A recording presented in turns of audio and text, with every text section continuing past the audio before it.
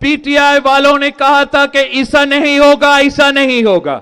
P T I والوں نے کہا کہ عدالت نہیں بنے گا، آئینی عدالت کے بجائے آئینی بینچ بنانے کا ساتھ دیا. ان کا مطالبہ تھا کہ ان کو اجازت دیا جائے، قیدی نمبر 2 بھی ہے، اس سے ملنے کی اجازت دیا جائے. اس ملاقات کا بھی آج ہم نے بندوبست کیا. جو مجھ سے ہو سکا میں نے کر لی، کمپرومائز بھی کر دی، درمیانی راستہ بھی نکال دیا. اب اس سے زیادہ میں کیا کر سکتا ہوں؟ اب سیاسی جماعتوں کے لیے ایک امتحان ہے. ہم سے جو ہو سکے ہم نے کر لیا. انہوں نے کہا کہ عدالت نہیں ہوگا، بینچ ہوگا. میں نے کہا چلے بینچ بنائیں مگر برابری کا نمائندگی دے. انہوں نے کہا کہ جسٹس فائز عیسیٰ نہیں ہوگا، وہ جسٹس فائز عیسیٰ جس نے قائد عوام شہید ذوالفقار علی بھٹو کو انصاف دیا. انہوں نے کہا کہ وہ جسٹس فائز عیسیٰ نہیں ہو سکتا.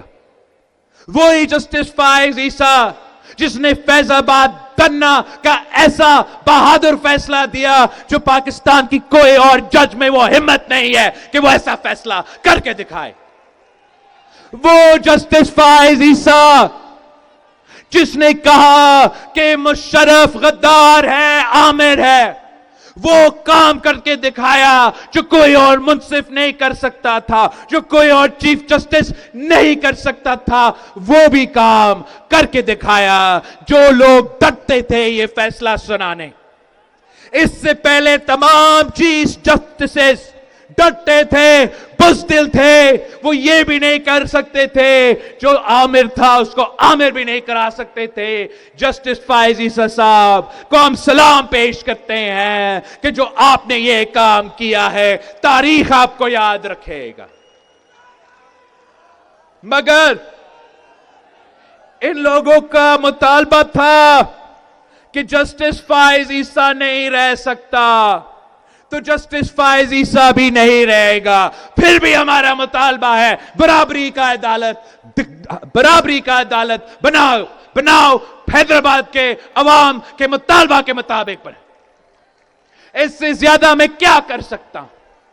میں نے اپنے جو چیزیں اپنے جو ہاتھ میں تھے اس پہ میں نے کمپرومائز کیا ہے. اور صرف اس لیے کہ میں چاہتا تھا کہ یہ آئین، یہ دستور پاکستان پیپلز پارٹی کا قائد کا امانت ہے. اور میں چاہ رہا تھا، آج بھی یہ چاہتا ہوں کہ یہ آئین سازی ضرور ہو، فوری ہو، ابھی ہو. مگر یہ آئین سازی میں اکیلا نہیں کرنا چاہ رہا ہوں. میں یہ آئین سازی مولانا فضل الرحمان صاحب، مسلم لیگ اور تمام سیاسی جماعتیں جو اس پارلیمان میں بیٹھے ہیں ان کے ساتھ ہی کام کرنا چاہ رہا ہوں. جو مجھ سے ہو سکا میں نے کر لی. کمپرومائز بھی کر دی، درمیانی راستہ بھی نکال دیا. اب اس سے زیادہ میں کیا کر سکتا ہوں؟ میں ان کا مطالبہ تھا تحریک انصاف والوں کے کہ ان کو اجازت دیا جائے اپنا وہ قیدی نمبر جو بھی ہے اس سے ملنے کی اجازت دیا جائے. اس ملاقات کا بھی آج ہم نے بندوبست کیا تھا. وہ گئے ہیں نہیں گئے ہیں مجھے نہیں پتا. ہم نے 420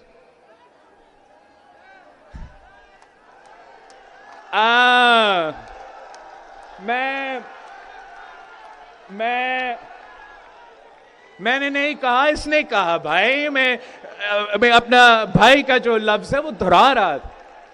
تو وہ اس قیدی کا بھی میں نے اجازت دلوائے انٹیریئر منسٹر سے بات کر کے کہ یہ کہہ رہے ہیں بات کروائیں. اب میرے سامنے 2 راستے ہیں. حکومت نے یہ فیصلہ کر لیا ہے کہ جتنا وہ انتظار کر سکتے تھے انہوں نے کر لیا. تو جو میں نے سامنے آپشنز ہے وہ یہ کہ یا حکومت بل لے کر آئے، وہ اپنے نمبرز ہمارے اپوزیشن کے دوست تو نہیں ہوں گے، لیکن جو ضمیر کے مطابق وہ دے رہے ہیں اس تعداد پہ یہ پورا ہوگا، اور ہم اسی طریقے سے یہ عدالت نون لیگ کی مرضی کا بنائیں، یا یہ آج بھی ممکن ہے، کل پرسوں مجھے نہیں پتا ممکن ہوگا، آج تک کل تک تو ضرور ممکن ہے کہ جو میرا پاکستان پیپلز پارٹی کا ڈرافٹ ہے وہ ڈرافٹ مولانا فضل الرحمان صاحب کی جماعت نے اعلان کر لیا ماننے کا، وہ ڈرافٹ نون لیگ نے اعلان کر لیا ماننے کا۔ پی ٹی آئی والوں نے کہا تھا کہ ایسا نہیں ہوگا، ایسا نہیں ہوگا۔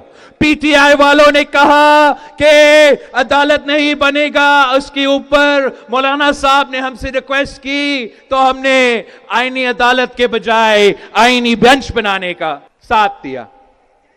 تو میں آپ سب کے سامنے ریکویسٹ کر رہا ہوں، اپوزیشن ممبران سے، مولانا فضل الرحمان سے کے جماعت سے، پی ٹی آئی سے، باقی سب سے، کہ یہ تاریخ میں پہلی بار ہوگا کہ پولیٹیکل کنسنسس کے بجائے اکثریت کے بنیاد پہ آئین سازی ہونے جا رہا ہے۔